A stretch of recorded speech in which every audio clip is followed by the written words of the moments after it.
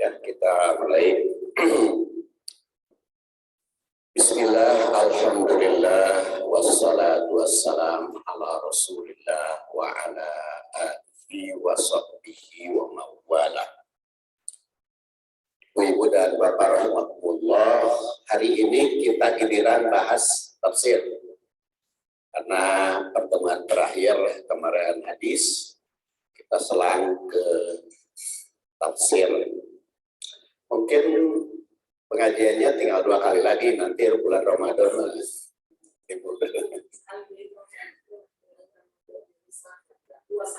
Dua Selasa dari mohon. Sama tanggal 29. Ya. Surat Al-Hujurat ayat kedua. A'udzubillahi minasyaitonirrajim. Ya ayyuhalladzina amanu la tarfa'u aswatakum fawqa sautin nabi wa la tajharu lahu bil qawli kajahri ba'dikum li ba'din an tahbata a'malukum wa antum la tashkurun. Ya ayyuhalladzina amanu. Jadi ini panggilan yang kedua. Panggilan yang pertama, ayat pertama, ya ayyuhalladzina amanu. Yang kedua pun, ya ayyuhalladzina amanu.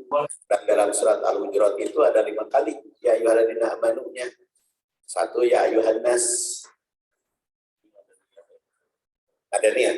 Madaniyah. Surat Al-Hujurat adalah Madaniyah.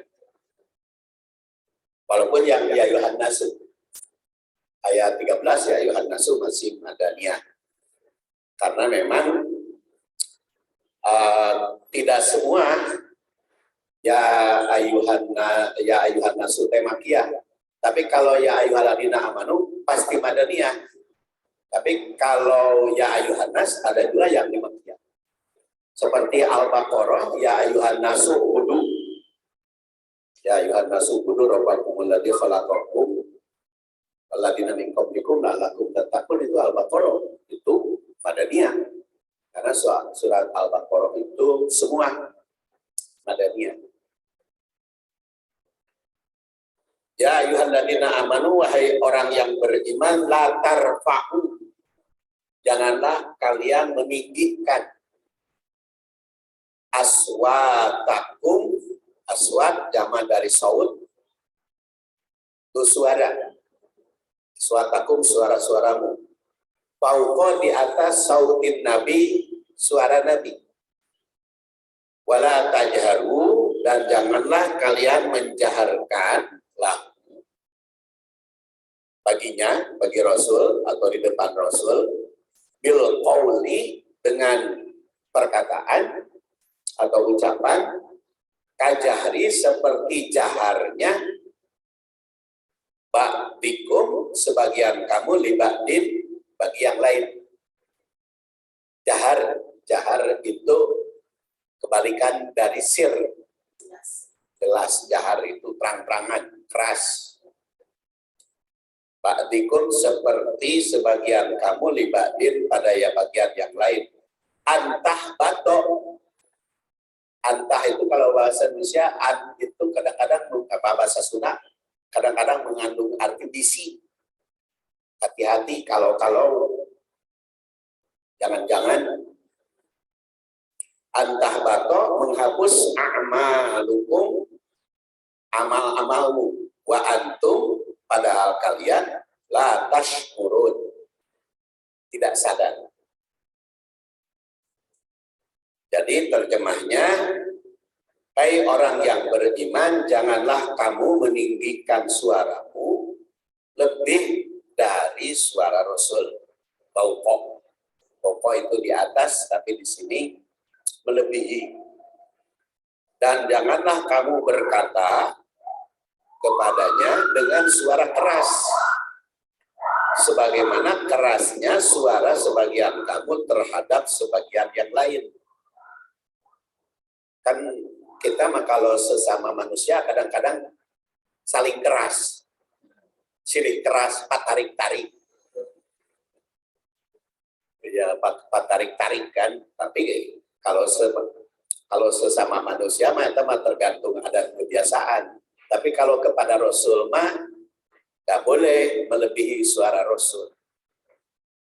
Kalau di antara kita mah ya tergantung kebiasaan. Biasanya kalau orang pantai biasanya keras ya, suara keras atau dekat suara bising itu suara keras. Sebagian kamu terhadap sebagian yang lain supaya tidak menghapus pahala amalan kamu, supaya tidak menghapus pahala amalanmu, sedangkan kamu tidak menyadari. Itu terjemahnya. Sekarang kita lihat tarikh ayat.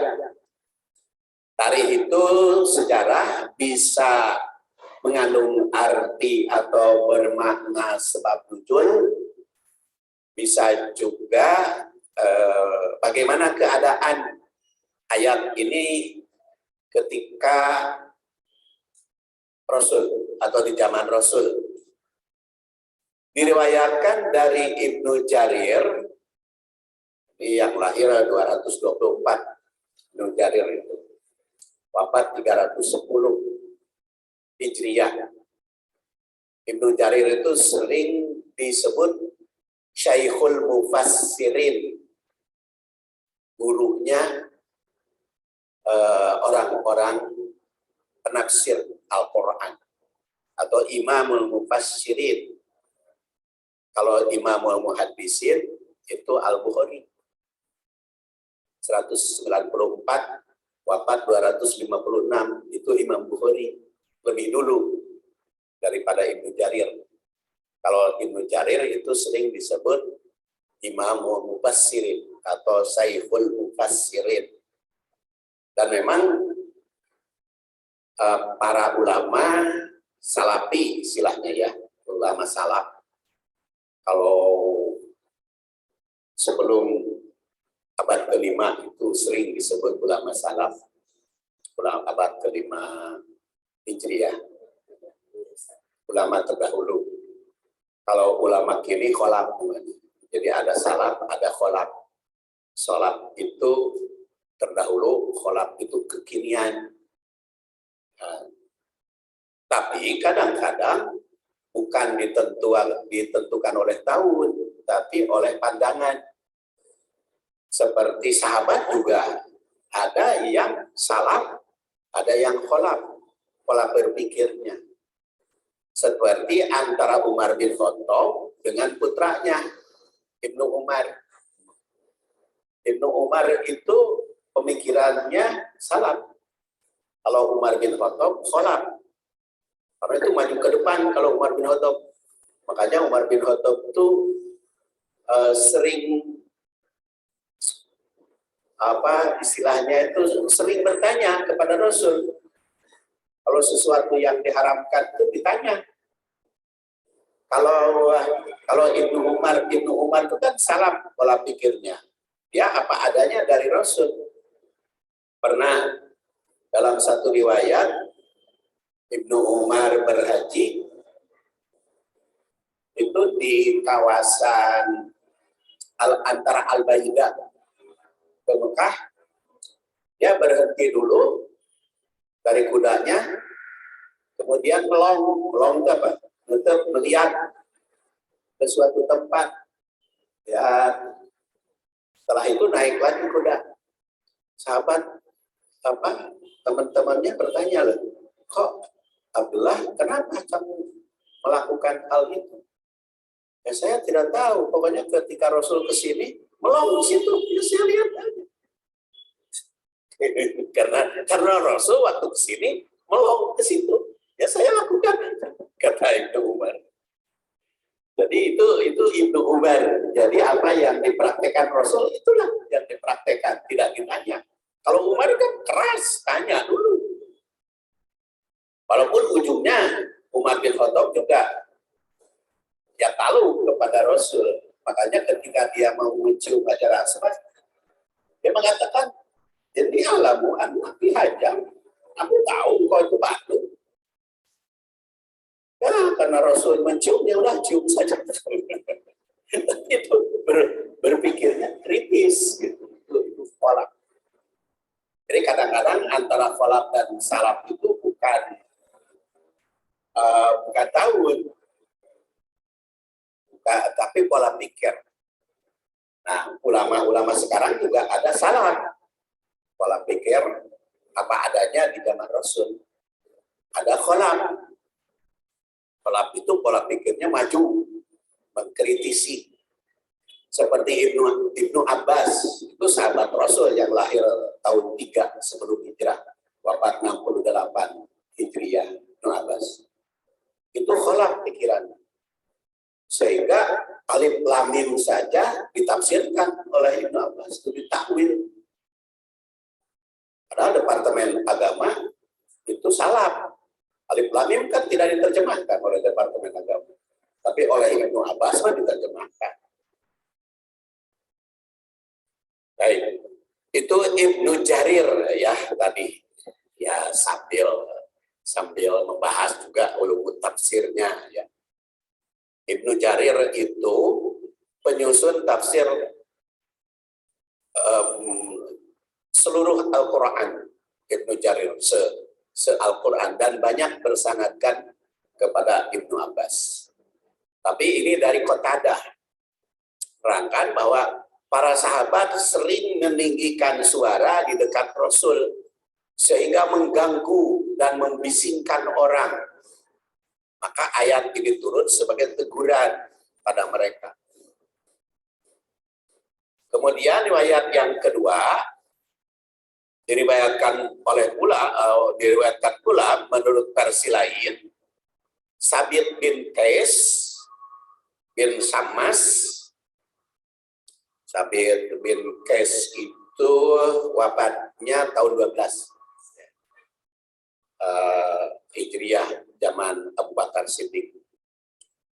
Pada telinganya ada gangguan sehingga suaranya sangat keras bila bicara di depan Rasul.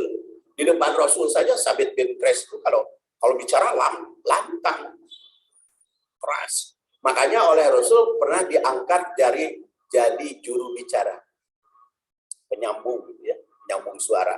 Jadi kalau Rasul bicara itu disambung oleh beliau sehingga terdengar gitu. Kan harita macan ayah speaker.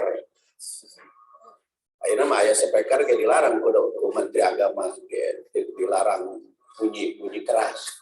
Itu ayah speaker juga. Tapi itu edaran ya, himbauan. Nah, jadi Sabit bin Qais itu diangkat jadi juru bicara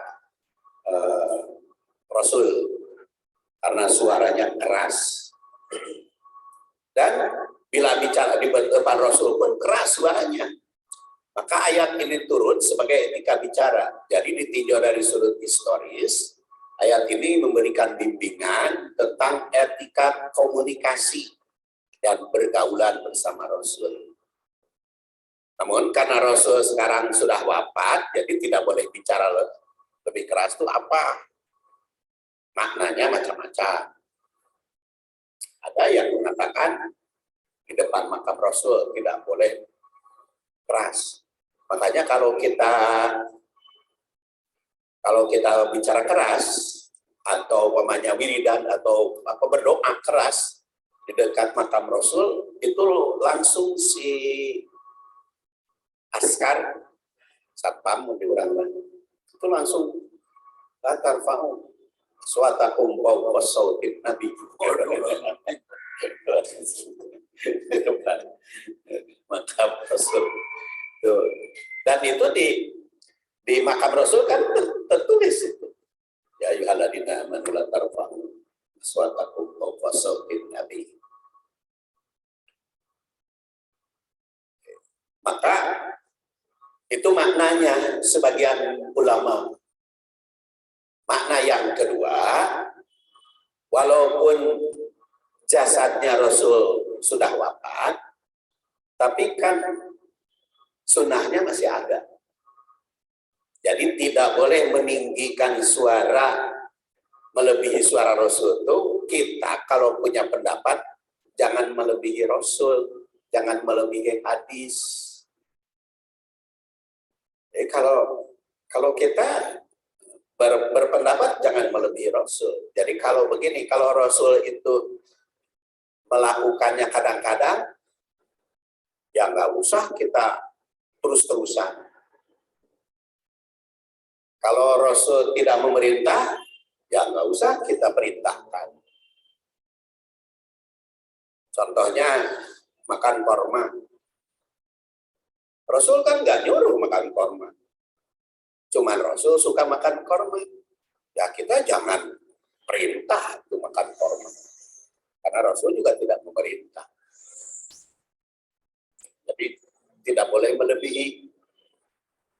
Makanya kalau berdasar makna ini, tidak boleh meninggikan suara di atas suara Rasul itu, tidak boleh berpendapat melebihi pendapat Rasul, melampaui pendapat Rasul.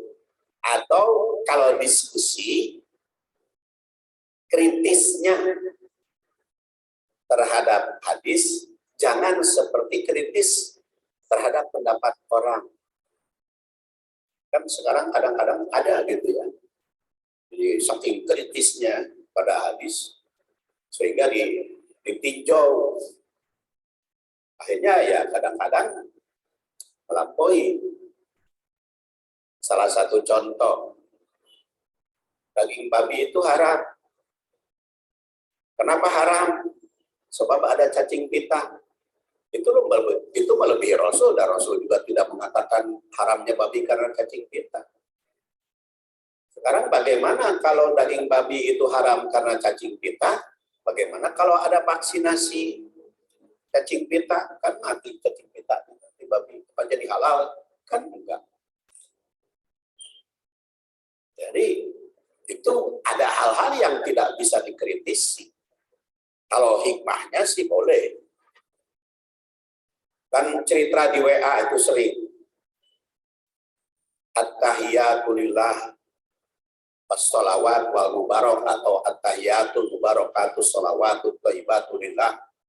Itu katanya cerita ketika Rasul bertemu dengan Allah di Sidratil Muntaha.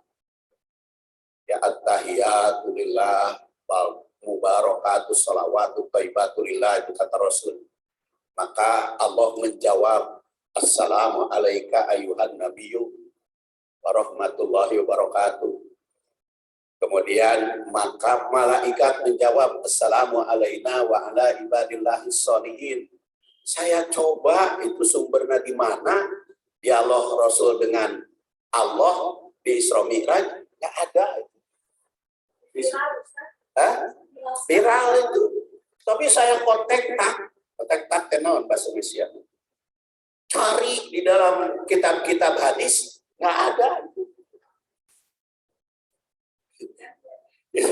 Itu ceritanya kan bahkan hebat, bisa diwarakan di dalam YouTube yang bersuara. Jadi itu sumbernya mungkin ya dikira-kira aja. Dikira-kira at-tahiyatul mubarakatus itu seakan-akan kita itu berdialog dengan Allah supaya penghayatan. Ya, padahal kan Rasul mengatakan sallu kama ra'aitumuni usolli. Sallu kama ra'aitumuni usolli, seperti yang kamu lihat. Jadi kita juga tidak diperintah sallu kama usolli, sholatlah seperti aku sholat. Enggak. Sallu kama ra'aitumuni usolli, seperti yang kamu lihat. Jadi tidak bisa melakukan apa yang dilakukan oleh Rasul persis, nggak bisa. Kama usolli, kama ra'aitumuni, seperti kalian lihat. Yang dilihat aja oleh sahabat, kita praktekkan. Jadi kadang-kadang penghayatan supaya lebih mendalam, Jadi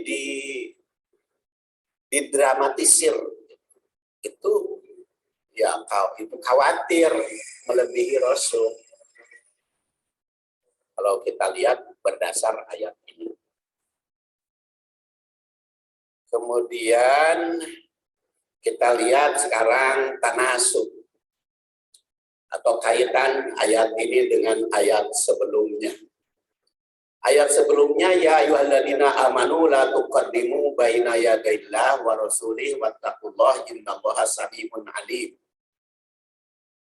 Sedangkan ayat ini, ya ayyuhalladzina amanu la tarfa'u aswatakum fawqa sautin nabi wa la tajharu lahu bil qawli ka jahri ba'dikum li ba'din an tahbata a'malukum wa antum la tash'urun. Ayat sebelumnya menyeru agar orang mukmin jangan mendahului Allah Subhanahu wa taala dan Rasulnya. Ayat berikutnya melarang bicara keras melebihi Rasul. Keterkaitan atau tanasub kedua ayat ini adalah dalam urusan etika, sama-sama dalam urusan etika. Jadi etika dan tata tertib. Ternyata tata tertib etika itu bukan hanya tidak boleh mendahului Rasul dalam tindakan, tapi juga dalam bicara atau komunikasi. Jadi kalau tadi ayat pertama kaitan tindakan, ayat kedua kaitan komunikasi.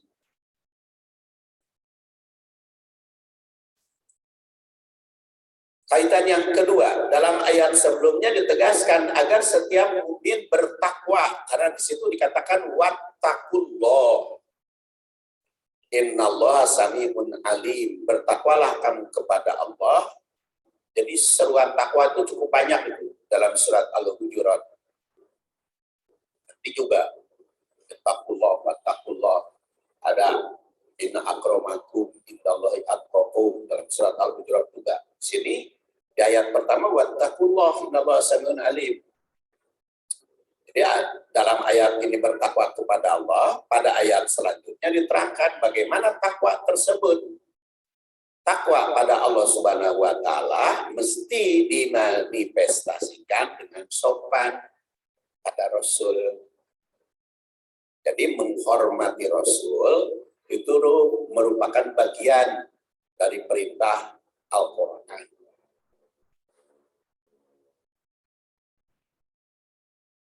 Makanya para ulama sudah menegaskan, jadi kalau berbicara tentang hadis itu selalu menyebut jabatannya Rasul.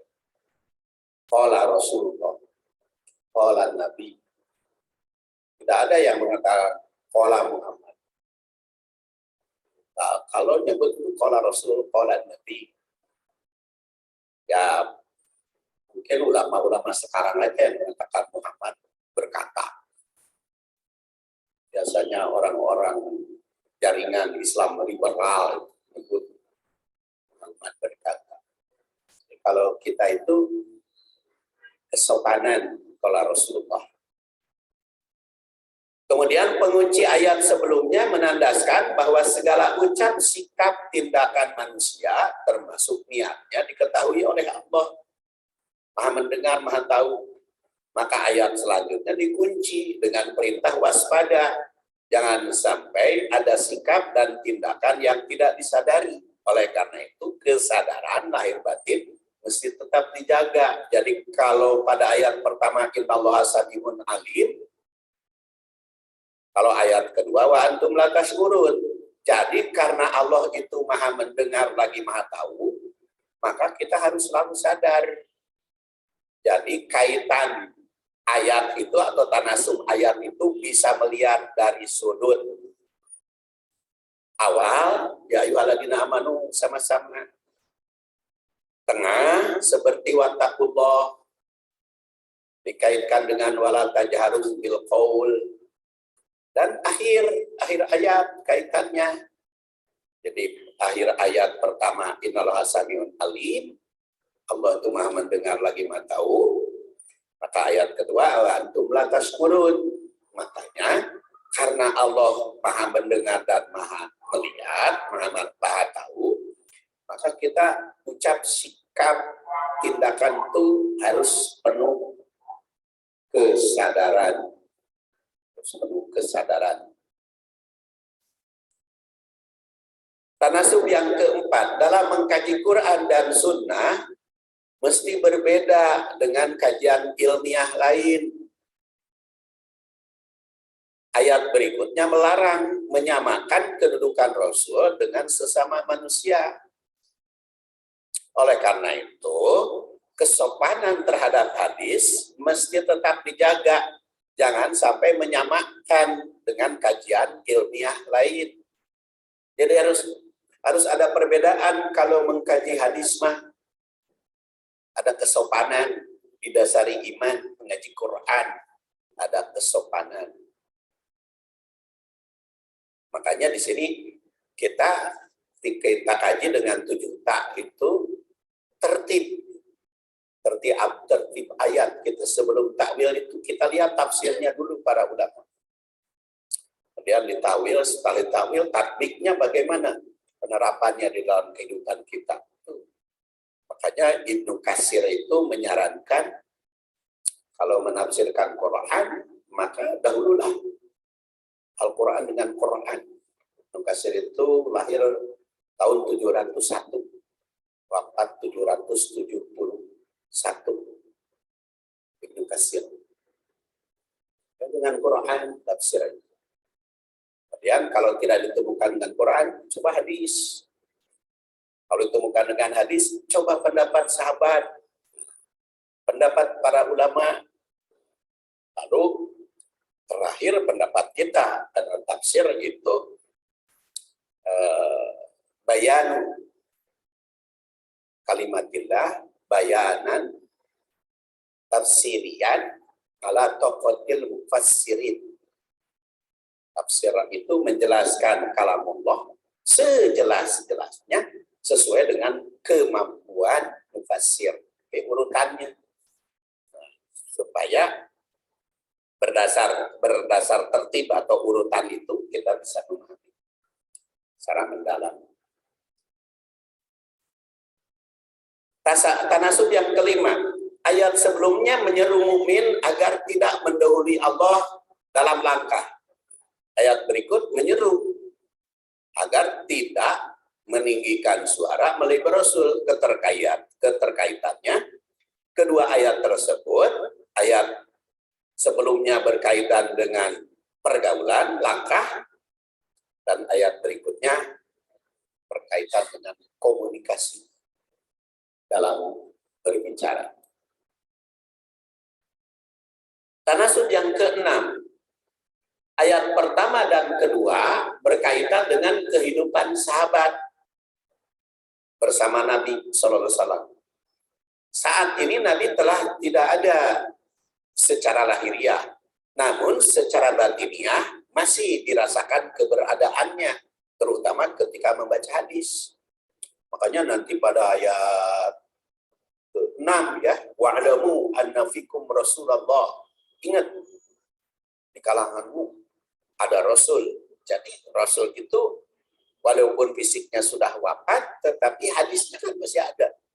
Jadi kalau kita sekarang mengkaji Al-Quran yang dibawakan oleh Rasul, kita kan terasa dekat dengan Rasul.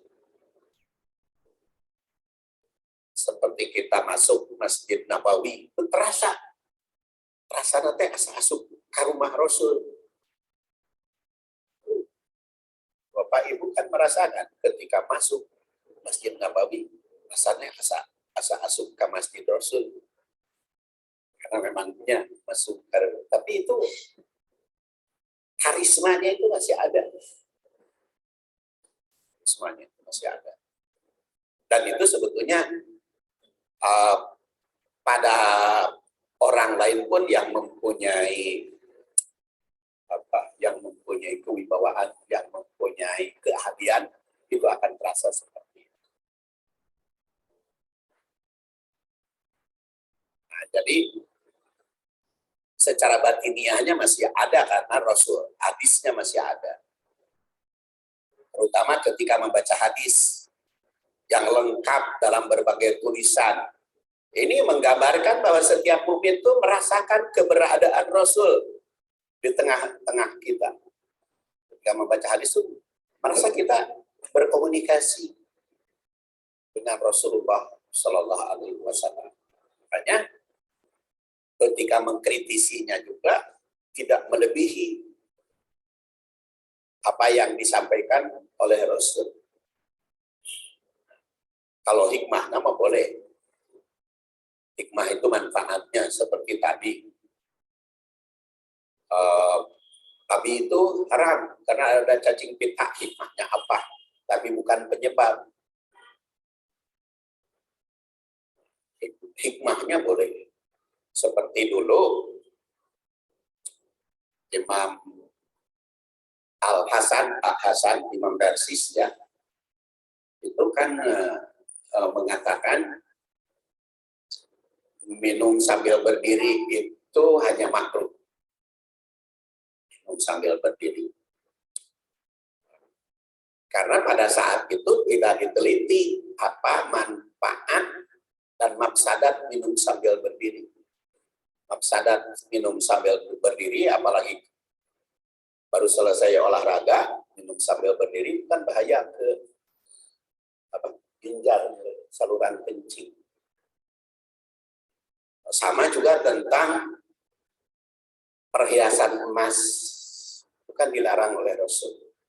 Walaupun istilahnya hurrimali dukulihat, haram bagi kaum lelaki. Nah, oleh Hasan itu haram di situ bukan haram mutlak, tapi makruh. Boleh jadi ketika Hasan di soal jawab, ketika menyusun soal jawab itu belum diteliti emas, bahaya emas bagi pria. Tapi karena sekarang sudah diteliti oleh profesor di Universitas Chulalongkorn, Thailand, bahwa ternyata emas dipakai pria itu mengganggu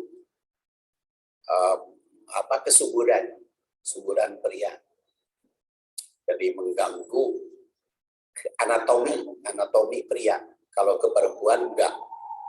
Nah, itu diteliti hikmah. Jadi setelah hikmahnya ditemukan, maka akan menimbulkan, paingan Rasul melarang emas bagi pria. Dan menganjurkan bagi wanita. Melarang sutra bagi pria. Dan mempersilahkan bagi wanita. Sutra bagi wanita itu mencegah sariawan. Bukan sariawan mulut ini. Sariawan vagina. Makanya bagusnya sutra itu bukan baju luar, baju dalam. Baju dalam itu terbuat dari sutra. Mana baju luar oke, tapi bagus nama itu dalaman yang dari sutra itu. Karena itu menyehatkan vagina wanita. Makanya bagi yang modelis rancang busana itu perlu itu hasil penelitian itu. Hadis menganjurkan wanita pakai sutra. Nah, maka dalaman wanita itu harus dari sutra. Itu setelah diteliti hikmahnya. Bukan karena emas mengganggu pria jadi dilarang oleh Rasul, tapi Rasul melarang pokoknya mas sabodonting cari aja gitu. Sutra bagi laki-laki cangkap pagi lebih kayuna. Apa sebabnya sutra dilarang bagi kaum pria? Can menemukan itu hasil penelitian, tapi kalau emas sudah. Tapi untuk wanita sudah diteliti. Itu di Italia ya, ditelitinya. Sutra bagi wanita itu manfaat untuk pakaian dalam. Itu salah satu contoh keterkaitan ya. Kemudian keterkaitan Berikutnya masih banyak tentu saja, tinggal kita hayati. Sekarang kita lihat tafsir atau tahlil tafsir kalimat ya ayyuhalladzina amanu. Ayat kedua ini juga menggunakan seruan dan peringatan terhadap orang yang telah beriman. Ini mengisyaratkan bahwa orang beriman sempurna itu kedudukannya tinggi di atas yang lain. Makanya ya ayyuhalladzina amanu. Kan kalau manggil dengan jabatan itu kan lebih bagus dibanding dengan namanya langsung. Kalau kepada yang punya jabatan, coba di depan Jokowi, Jokowi, kan nggak enak Jokowi. Kalau di depan Jokowi ya, wahai Presiden.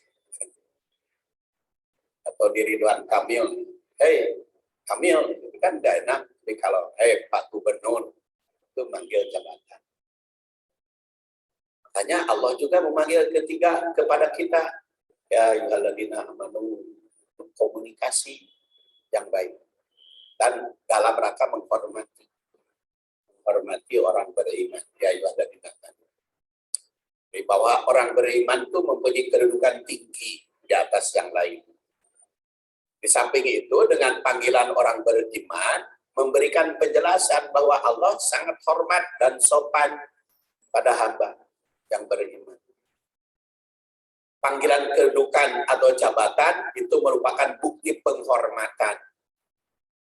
Panggilan ya ayyuhalladzina amanu dirasakan oleh mukmin bahwa ayat ini berkaitan langsung dengan kehidupan yang sedang kita alami. Semua ayat Al-Quran berbicara masa silam, masa kini, dan masa datang. Jadi bisa saja ya ayyuhalladzina amanu ketika ayat ini turun dirasakan oleh para sahabat. Ketika generasi berikutnya dirasakan. Ketika ayat ini kita baca, merasa ayat ini memanggil kita. Ya ayyuhalladzina amanu. Panggilan ini langsung masuk ke lubuk hati sanubari orang mukmin. Kemudian la tarfa'u aswatakum fawqa sautin nabi. Perkataan la tarfa'u itu merupakan fi'il nahi atau larangan. Fi'il larangan bagi orang banyak. Karena yang dipanggil adalah orang-orang beriman, jadi la tarfa'u.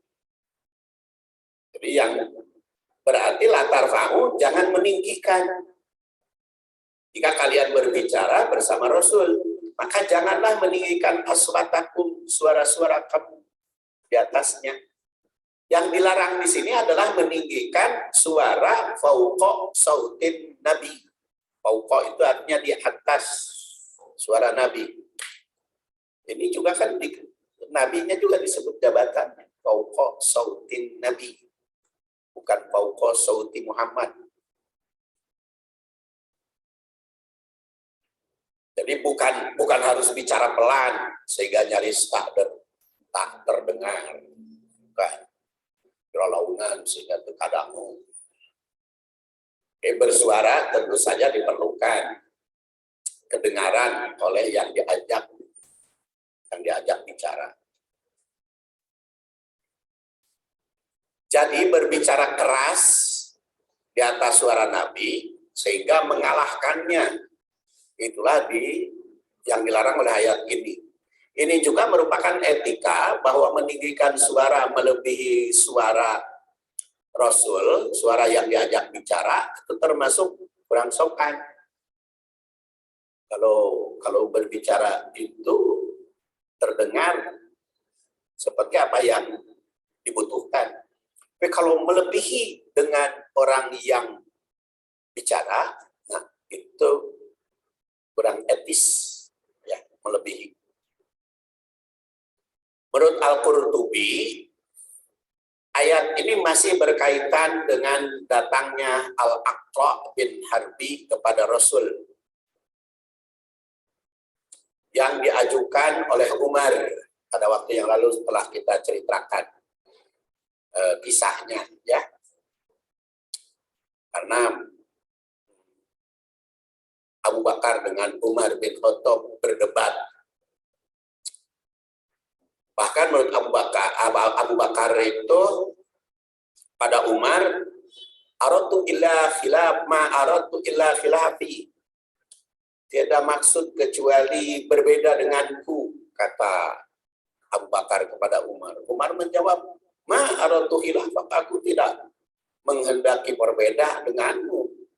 Mereka meninggikan berdebat di dalam kepemimpinan itu. Maka oleh Rasul maka ayat ini turun sebagai teguran. Tidak lama kemudian turun ayat ini sebagai larangan meninggikan suara di hadapan Rasul, yang akhirnya Umar merendahkan suara hingga nyaris tidak terdengar. Rasul sering minta ucapan Umar itu agar ditinggikan, karena kan setelah berdebatan itu kemudian turun ayat sehingga Umar itu merendahkan suara oleh Rasul tegur. Jadi melarang meninggikan suara bukan memerintah mengecilkan sehingga nyaris tak terdengar, tapi penggunaan suara hendaklah proporsional sesuai kebutuhan. Larangan meninggikan suara menurut As-Sobuni itu mengandung arti perintah menjaga kesopanan komunikasi. Kesopanan komunikasi. Komunikasi terhadap Rasul mesti dengan sopan santun, karena kedudukannya lebih tinggi. Jadi merupakan kewajiban mukmin hormat kepada Rasul itu sebagai anutan. La wala tajharu lahu bil qawli kajahri ba'dikum li ba'din. Perkataan wala tajharu lahu bil qaul itu merupakan larangan kedua dalam ayat ini. Kalimat ini menegaskan tidak boleh berkata dengan suara keras kepada Rasul sallallahu alaihi wasallam. Jahar dengan ucapan adalah bicara dengan suara tinggi atau suara terlalu nyaring hingga mengganggu dan membuat bising yang diajak bicara. Dalam ayat ini tegaskan bil qaul dengan perkataan, ucapan atau menyampaikan pendapat. Jadi dalam menyampaikan pendapat, jahar dalam suara mempunyai dua makna. Ada yang hakiki, itu suara yang keluar dari mulut hingga membuat bising pihak lain, itu jahar yang hakiki, suaranya keras. Ada yang maknawi, majazi, yaitu menyampaikan pendapat di antara sesama manusia, itu merupakan asasi masing-masing. Tetapi untuk mengalahkan pendapat orang dengan suara yang keras, itu kurang sopan. Jadi maknanya ada dengan suara yang keras sehingga bikin bising, gadek. Ada dengan mungkin suaranya malaun tetapi tegas dan keras. Bukan tegas, ya tegas sama bagus, kerasnya dapat. Namun di depan Rasul hendaknya jangan disamakan dengan sesama manusia.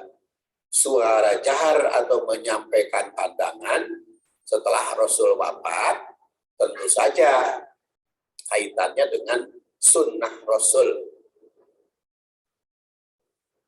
yang segalanya telah tersurat dan tersirat di dalam hadis. Jadi, kerasnya kepada pendapat, menyampaikan pendapat kepada hadis. Kemudian kalimat kajahri ba'dikum li ba'din itu berkaitan dengan kebiasaan sahabat yang menggunakan panggilan langsung dengan nama sebenarnya. Tentu saja panggilan tersebut dibolehkan sesama mereka. Rasul Shallallahu Alaihi Wasallam telah diangkat oleh Allah Taala, maka menjadi manusia yang sempurna. Biasa orang Arab itu kan panggilannya nama. Orang Arab mah di mana-mana kayak kalau panggilan tuh nama langsung.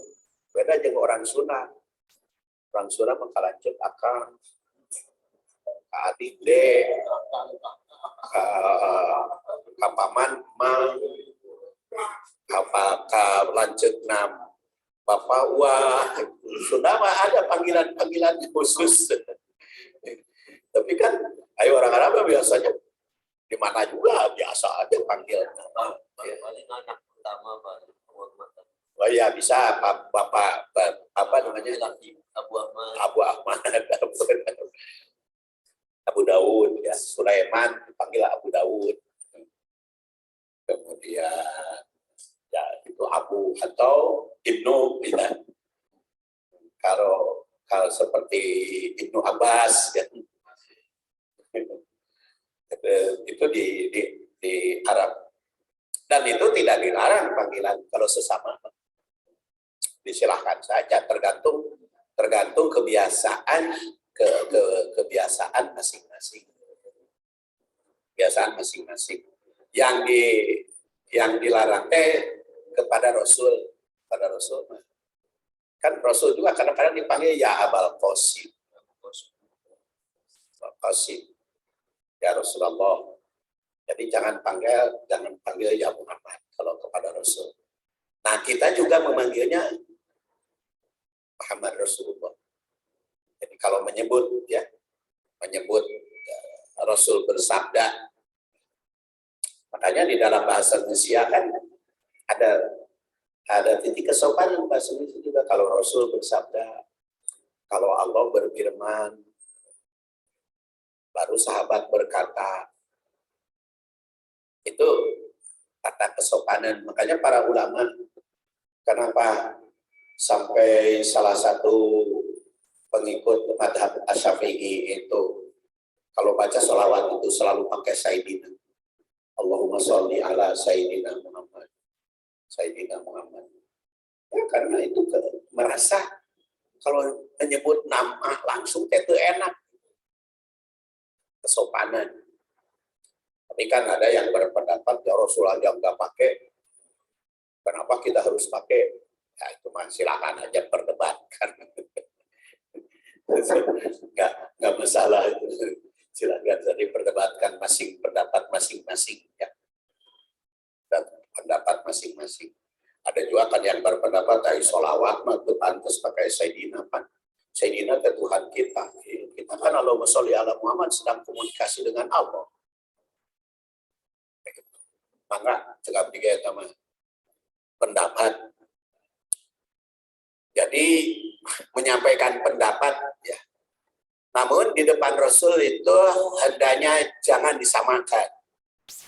Kalimat kajahri ba'dikum li ba'din berkaitan dengan kebiasaan tadi ya para sahabat satu sama lain.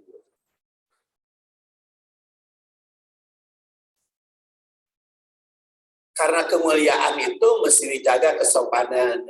Jangan sampai menyamakan dengan manusia lain. Panggilan terhadap Rasul, etikanya jangan langsung ya Muhammad, tapi lebih tepat dengan panggilan ya Nabi atau ya Rasul. Ternyata masih banyak para ahli menulis sebutan atau berpidato menyebut secara langsung dengan nama Muhammad.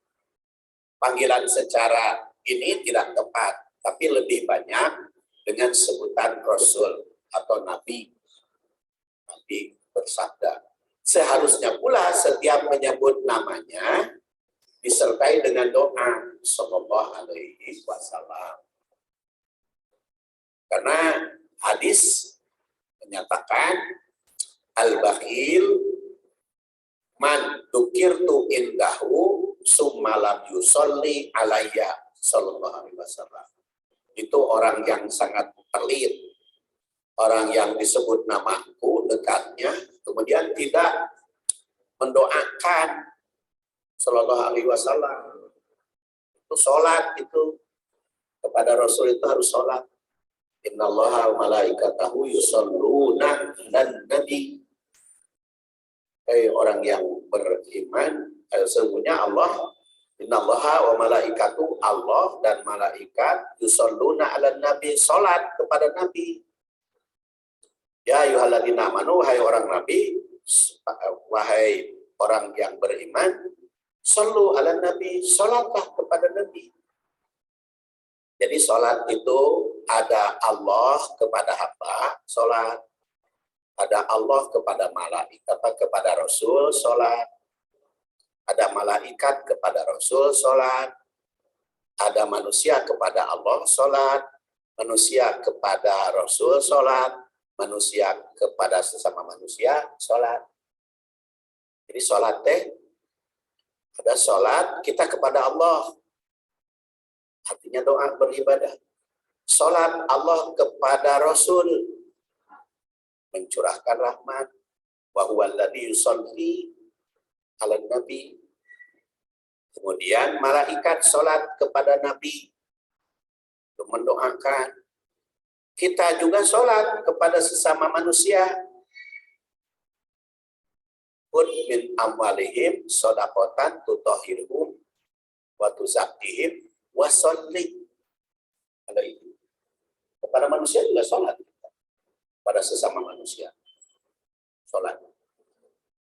Nah kepada Rasul mah sholat sholawat.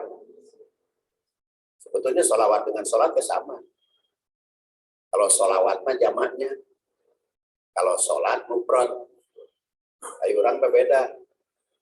Kalau sholawat kepada Nabi, kalau sholat kepada Allah, pada sholat dengan sholawat sholat mah mufrad, sholawat jamak. Kalau kita telusuri bahasa Al-Quran kan gitu. Kalau bahasa Al-Quran, jadi kadang-kadang sholat kepada Rasul juga sholat. Nah, orang yang tidak pernah membaca sholawat atau tidak pernah membaca sholat kepada Rasul, pada Rasul disebut nama, itu orang paling kopet, paling koret, paling bahil. Itu hadis riwayat Ahmad yang lahir 164, wafat 241, dan An-Nasa'i yang lahir 215, wafat 303.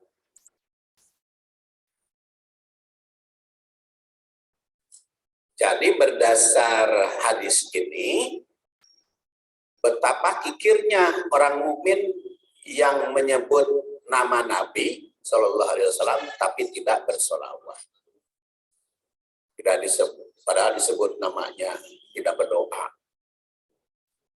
Jika tidak mau dianggap paling pelit, maka jangan terlewat solawat itu. Inilah salah satu bukti membedakan antara panggilan sesama manusia dengan panggilan pada Rasul Sallallahu Alaihi Wasallam.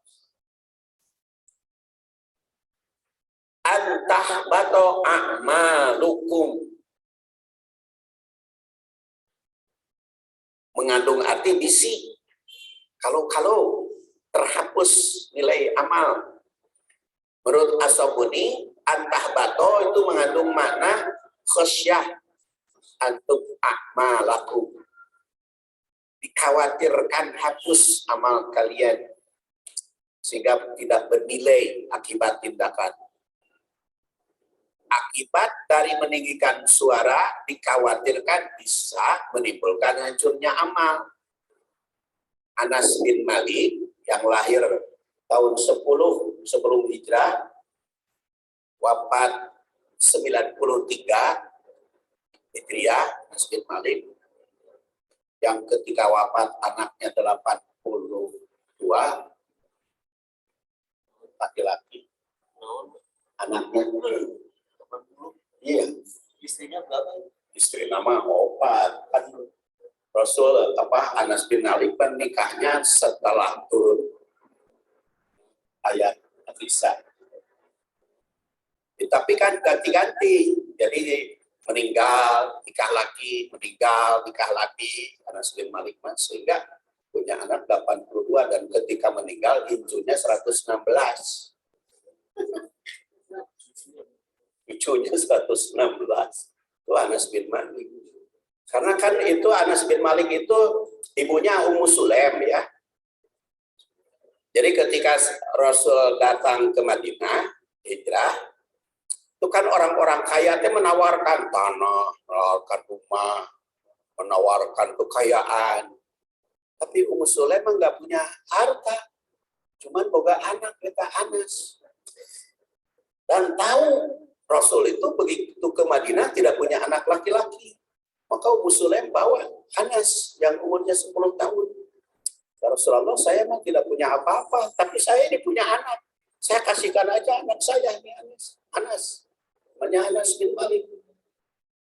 Rasul berterima kasih, berbahagia, tidak punya anak dikasih anak.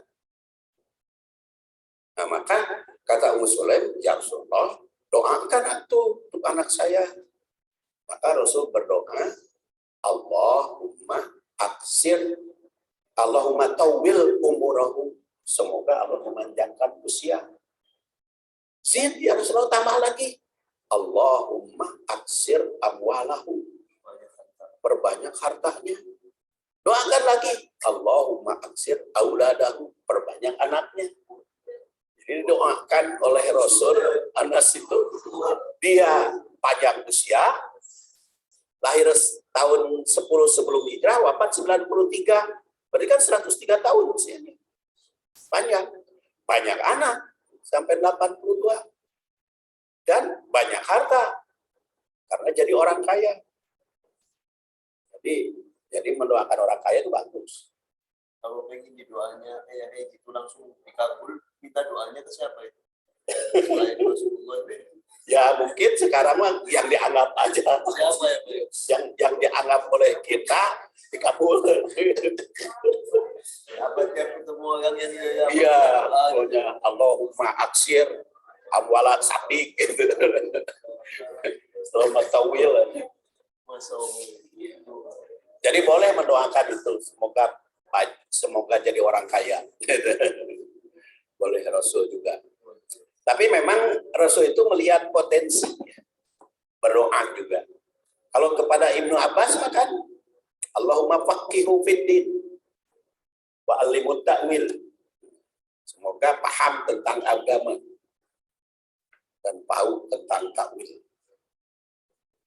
Wa antum la tash'urun. Dan ini ceritanya Sabit bin Qais seperti yang saya sampaikan tadi ya, hadisnya natos duhur jadi di maraton kedua.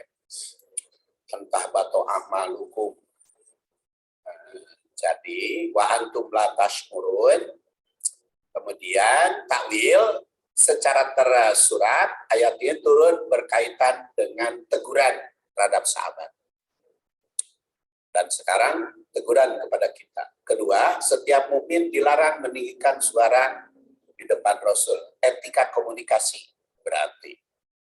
Kemudian ketiga, dalam beribadah kepada Allah Subhanahu wa taala, tinggalkan apa yang dilarang Rasul. Kerjakan apa yang diperintah, tidak usah bikin-bikin visi melebihi Rasul. 4. Tak tertib hanya menyampaikan pendapat, itu bisa menimbulkan bencana, hancurnya pahala ibadah. Oleh karena itu harus tertib. Kemudian pengunci ayat ini, antah batu amalukum, mengandung isyarat, bantum latas murun, tidak sadar, maka harus kesadaran. Taktiknya, setiap mukmin diseru untuk tetap menjaga kesopanan terhadap Rasul. Walau Rasul sudah wafat. 2, kita boleh mengkaji sunnah secara kritis, tetapi ada kesopanannya kepada hadis. 3, karena Rasul diangkat Allah Subhanahu wa taala sebagai hambanya yang mulia, maka mesti dimuliakan manusia. Salah satunya ya menyampaikan sholawat tadi. Kemudian keempat, ayat ini mengandung ancaman terhadap orang yang tidak berlaku sopan. Karena itu harus tetap menjaga kesopanan. Kelima, kesadaran itu sering dalam ucapan, sikap maupun tindakan sering terjadi. Mereka kadang-kadang tidak terkontrol. Maka harus terus-menerus menjaga kesadaran supaya kita dalam berbicara itu terkontrol. Sakitu anu kapihatur subhanakallahumma wa bihamdik asyhadu an la ilaha illa anta